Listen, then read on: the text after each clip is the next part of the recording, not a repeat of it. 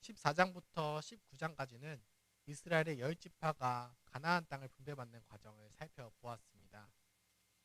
오늘 본문인 여호수아 20장에서는 21장과 함께 레위 지파의 몫을 다룹니다.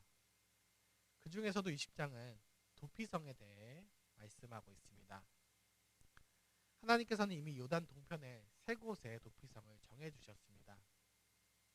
이제 가나안 본토인 요단 서편에 세 곳을 추가하여 총 6개의 도피성을 완성하십니다.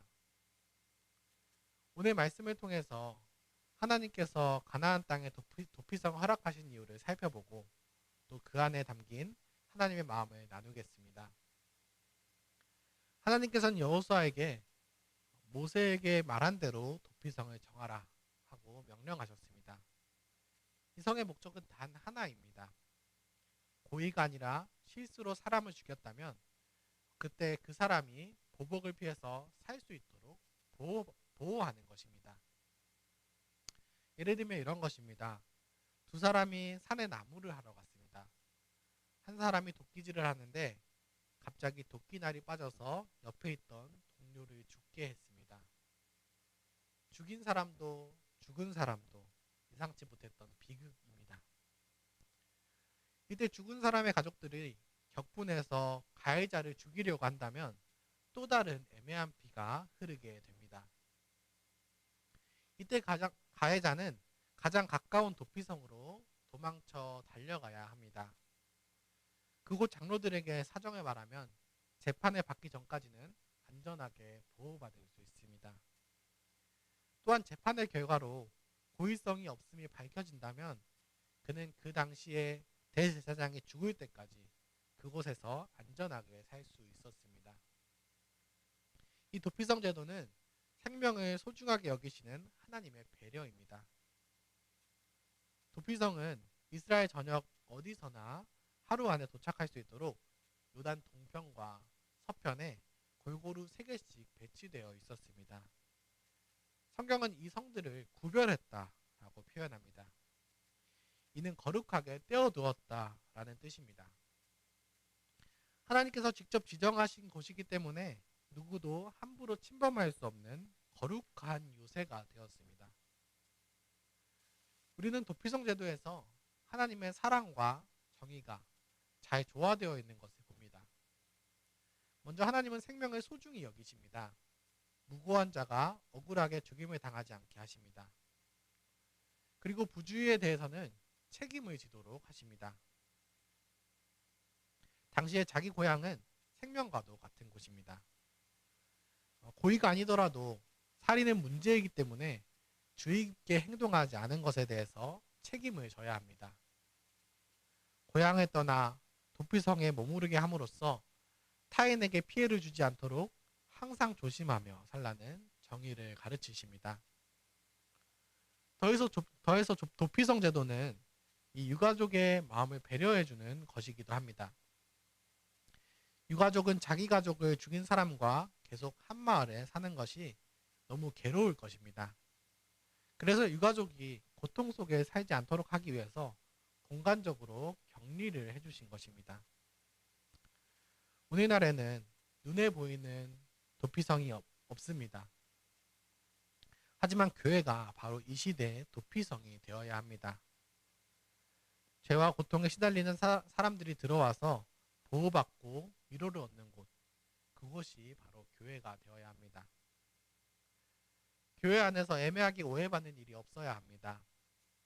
어떤 사람이 나를 일부러 괴롭혔다는 생각이 든다면 먼저 당사자에게 물어봅시다. 자신도 모르게 준 상처일 수도 있습니다. 그럴 때는 용서가 먼저입니다. 우리 스스로도 남에게 의도치 않게 피해를 주는 일이 없도록 항상 조심합시다. 도피성의 원칙은 교회의 권징에도 잘 적용해야 합니다. 누군가가 상처받았다고 호소할 때 무턱대고 상대방을 나쁜 사람으로 단정해서는 안 됩니다. 사실관계를 정확하게 확인하고 정말 잘못이 있다면 단호히 건징하되 억울하게 누명을 쓰는 사람이 없도록 정의로워야 합니다. 그래야 교회의 권위가 바로 서고 또 피해를 당한 성도도 진정으로 보호를 받을 수 있습니다. 마지막으로 도피성의 실체는 바로 예수 그리스도입니다. 히브리서 6장은 우리가 소망을 얻으려고 달려갈 때 큰 위로를 주시는 예수님을 증거합니다. 구약의 도피성에서는 대제사장이 죽어야지만 가해자가 자유를 얻었습니다. 하지만 우리의 대제사장이신 예수 그리스도께서는 우리의 죄를 위해 이미 죽으셨고 다시 살아나셨습니다. 그분은 우리보다 먼저 하늘 나라 도피성에 들어가셔서 우리를 기다리고 계십니다.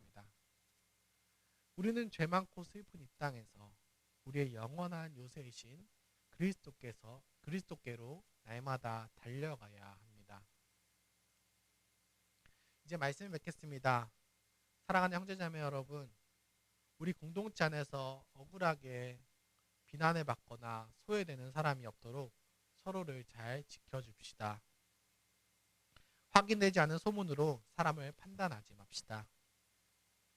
우리의 도피성 되시는 예수님께서 우리를 위해 죽으시고 부활하셨습니다. 비록 우리가 연약하여 때로는 죄를 짓지만 그때마다 다시 회개하며 주님께로 달려갑시다.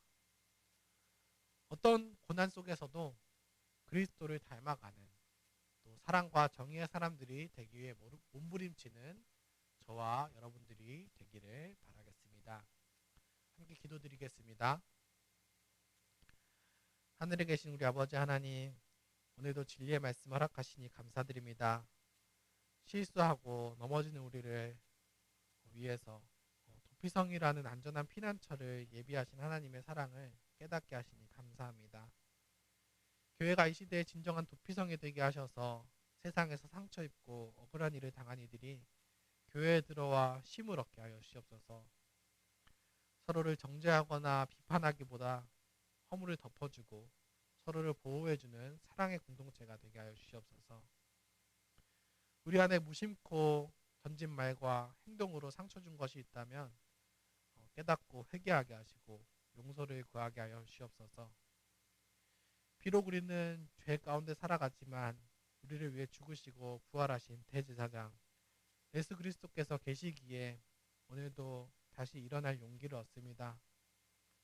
슬픔과 고난이 많은 이 땅의 삶 속에서 방황하지 않게 하시고 오직 우리 앞에 있는 영원한 하늘나라 소망을 향해 힘차게 달려가는 우리 모두가 되게 하여 주시옵소서. 유해신 목사님께서 전하시는 신실한 하나님의 말씀을 통해서 성도들이 힘을 얻게 하시고 장로님들과 지자님들께서 자비와 사랑으로 가정을 돌보고 교회를 돌아보게 하여 주시옵소서. 직분자들과 그 가정에 복을 주셔서 영육간에 강건하게 하시고 넉넉하게 주셔서 그리스도의 사랑이 흘러가게 하여 주시옵소서. 지금 이 시간에도 질병으로 고통받는 성도분들을 하나님께서 회복시켜 주시고 인간관계에서 어려움을 겪거나 재정의 어려움을 겪는 이들에게 하나님께서 위로를 더하여 주시옵소서. 오늘 하루도 주님의 거룩한 도피성 안에 온전히 맡겨드립니다. 우리의 피난처 되시는 예수님의 이름으로 기도드립니다. 아멘. 은혜로운 기도 시간이 되시기를 바라겠습니다.